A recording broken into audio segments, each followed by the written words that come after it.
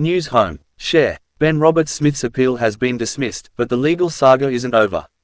By Danuta Kozaki. By Isabella Ross. By Luke Roys. Topic: Courts. 17 hours ago, Ben Roberts-Smith in a suit and tie.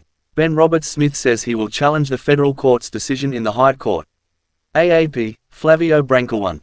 In short, lawyers will likely spend the coming days poring over the reasons Ben Roberts-Smith's effort to overturn a defamation ruling failed. Mr. Roberts-Smith will seek to challenge the decision in the High Court, a prospect legal experts say will be very difficult. What's next? Federal court judges ordered Mr. Roberts-Smith to pay costs for the failed appeal, which will be in the millions of dollars.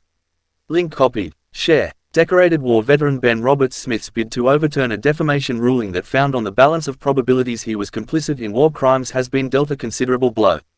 Lawyers for the former Special Air Service Regiment (SASR) Corporal and Victoria Cross recipient will likely spend the coming days poring over the reasons for the dismissal of his appeal by the full court of the federal court to overturn his defamation case loss against 39 newspapers.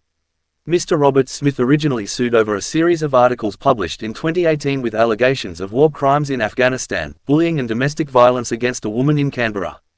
The appeal was heard in February last year after his multi-million-dollar defamation case against 39 newspapers was dismissed by Justice Anthony Besanko in 2023, who found him complicit in war crimes on the balance of probabilities. The alleged domestic violence was found to be not sufficiently supported by evidence, but the court ruled any reputational harm fell away in the context of the overall decision.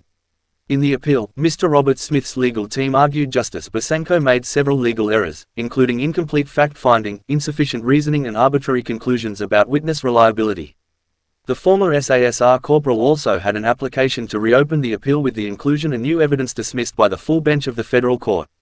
The articles at the center of the long-running legal saga were published about 7 years ago, and after countless hours of court hearings, one thing is clear: it's not over yet. High Court challenge. In a statement, Mr. Roberts-Smith said while he accepted the decision of the federal court, he would seek to challenge it in the High Court, the apex court of the Australian legal system. I continue to maintain my innocence and deny these egregious, spiteful allegations. We will immediately seek to challenge this judgment in the High Court of Australia. Mr. Roberts-Smith said.